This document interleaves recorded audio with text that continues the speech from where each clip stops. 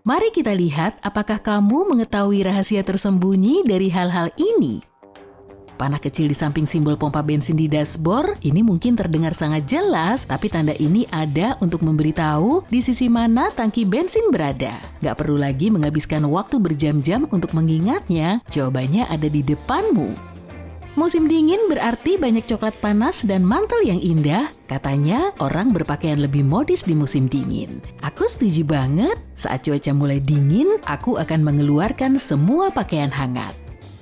Penasaran apa arti dari setengah ikat pinggang pada mantel musim dingin favoritmu? Saat ini ikat pinggang itu ada hanya untuk fungsi estetika. Tapi pada awalnya, ikat pinggang ini digunakan untuk mengumpulkan kain ekstra dari jaket yang berfungsi ganda sebagai selimut. Ikat pinggang ini secara harfiah digunakan untuk mengubah selimut menjadi jaket.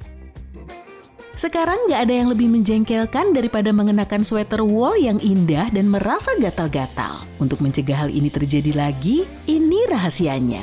Balikan sweater dan rendam dalam air dingin, tambahkan 2 hingga 3 sendok makan cuka dan diamkan selama beberapa waktu. Tiriskan airnya. Sekarang, selagi sweater masih basah, pijatkan banyak conditioner rambut ke dalam serat wool dan setelah membiarkannya terendam dalam conditioner rambut selama sekitar 30 menit, tekan dengan lembut sisa air dari wool dan biarkan mengering di atas handuk. Selesai, nggak ada lagi deh sweater yang gatal. Ini Jumat malam dan kamu mengundang beberapa teman untuk makan hamburger. Kamu mengeluarkan saus tomat Heinz yang lezat itu untuk membuat patty-nya lebih lezat saat matang. Saus tomatnya tampak macet, nggak peduli seberapa keras kamu memencet botolnya, saus tomat nggak mau keluar. Temanmu memperhatikan dan memberikan tip yang brilian. Lihatlah tanda 57 pada botol saus tomat, bukan yang ada di logo ya, itu nggak berarti apa-apa, tapi tanda yang ada di botol itu menunjukkan titik terbaik untuk memencet agar saus keluar. Ini adalah pesta saus tomat semuanya. Kemeja wanita dan pria punya kancing di sisi yang berbeda. Jika hal ini membuatmu bingung, ini penjelasannya. Produsen kemeja pada abad ke-13 mulai memasang kancing wanita di sisi kiri. Sebenarnya kancing adalah tanda kekayaan. Kebanyakan orang mengikat pakaian mereka dengan potongan kain, namun wanita yang lebih kaya punya orang lain untuk memakaikannya. Seperti pelayan kamar, kancing di sebelah kiri memudahkan wanita untuk didandani oleh wanita lain, dan gaya ini berkembang dari waktu ke waktu dan para produsen terus melakukannya hingga saat ini. Kalau kamu melihat es yang keruh dalam minumanmu, kalau jadi kamu sih, aku akan membuang semuanya.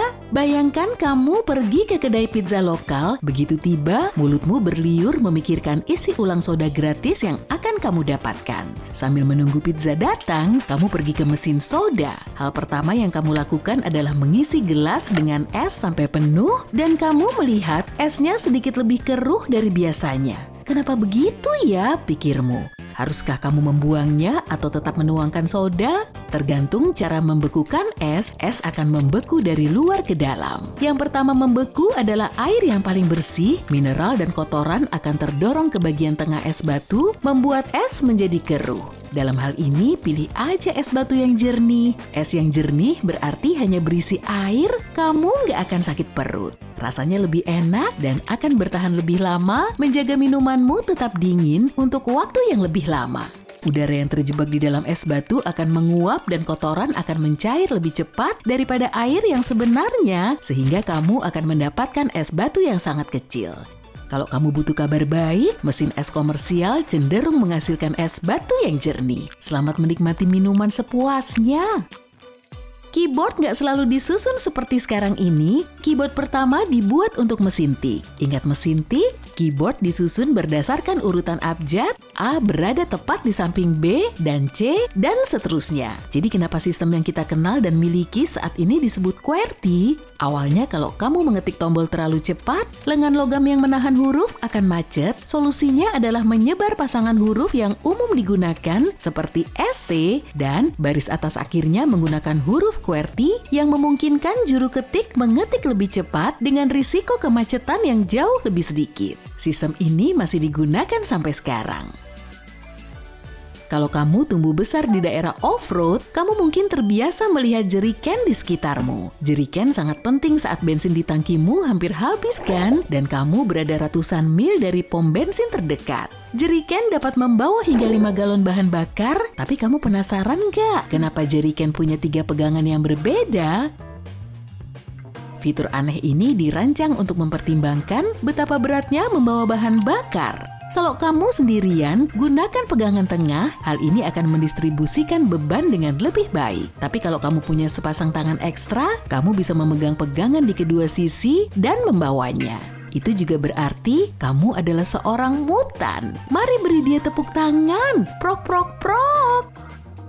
Saku kecil di dalam pakaian dalam wanita sebenarnya bukanlah saku, ini disebut buhul celana dalam. Buhul ini terdiri dari kain tambahan yang dijahit untuk tujuan higienis. Tapi kebanyakan produsen nggak ingin menghabiskan uang ekstra untuk menjahit kedua ujung kain, jadi ini berubah menjadi sebuah saku. Sementara itu, apakah kamu pernah memeriksa bagian dalam tutup botol soda? Tutup botol kaca dilengkapi fitur khusus, lapisan plastik bening. Dan enggak, plastik ini nggak diciptakan hanya untuk membagikan hadiah dan kode hadiah. Lapisan plastik ini berfungsi untuk menjaga minumanmu tetap bersoda. Lapisan ini bertanggung jawab untuk menjaga karbon dioksida di dalam botol, dan orang yang memikirkan hal itu hebat sekali ya. Aku suka sekali minuman bersoda. Sekarang kalau kamu butuh penggosok panci, coba deh ini. Setiap kali kamu membeli jeruk di supermarket, jangan buang kantong jaringnya ya. Simpan dan buatlah pembersih panci sendiri. Kamu hanya perlu mengikatnya dan alat ini sudah siap. Ini akan bekerja dengan baik pada piring dan membersihkan panci dan wajan yang kotor. Katakanlah kamu sedang berada di tempat umum dan harus menggunakan kamar kecil. Tahukah kamu ke arah mana kertas alas dudukan itu harus diletakkan? Kebanyakan dari kita meletakkannya ke arah belakang karena kupikir hal ini nggak pernah diajarkan di sekolah. Tapi sebenarnya kertas itu harus diletakkan ke arah depan. Dengan cara ini, kertas nggak akan menyeret kuman-kuman. Jangan membuang botol kaca yang kosong ya. Simpan aja botol yang punya gagang yang lebih panjang untuk menyirami tanaman. Kamu hanya perlu mengisinya dengan air dan meletakkannya secara terbalik ke dalam pot, dorong perlahan ke dalam tanah, dan biarkan di sana. Air akan berpindah ke dalam pot saat tanah menjadi kering, cocok untuk semua orang yang selalu lupa menyiram tanaman rumah mereka. Tips berkebun dalam ruangan lainnya, agar air nggak bocor di dasar tanaman, gunakan aja penyaring kopi. Letakkan di dasar pot sebelum menambahkan tanah dan tanaman, penyaring ini akan mencegah air tumpah keluar dari pot. Panduan warna tali ikat roti. Coba deh, hafalkan ini sebelum kamu belanja ke supermarket ya. Mungkin kamu pernah memperhatikan sebelumnya, tapi kantong roti punya label kecil dengan warna yang berbeda. Setiap warna label menunjukkan hari dalam seminggu ketika roti itu dibuat. Hal ini membantu pemilik toko dan konsumen mengetahui seberapa segar roti yang mereka beli. Senin berwarna biru, Selasa berwarna hijau, Kamis berwarna merah, Jumat berwarna putih, dan Sabtu berwarna kuning. Kalau hari Minggu, tukang roti juga butuh hari libur lah ya. Bisakah kamu menolak kekuatan bubble wrap? Kebanyakan orang sangat tergoda oleh bubble wrap sehingga nggak mungkin mendiamkannya untuk waktu yang lama. Tapi tahukah kamu bahwa bubble wrap pada awalnya nggak diciptakan untuk membungkus sesuatu? Sebuah tim insinyur dan seorang penemu mencoba mengembangkan kertas dinding bertekstur.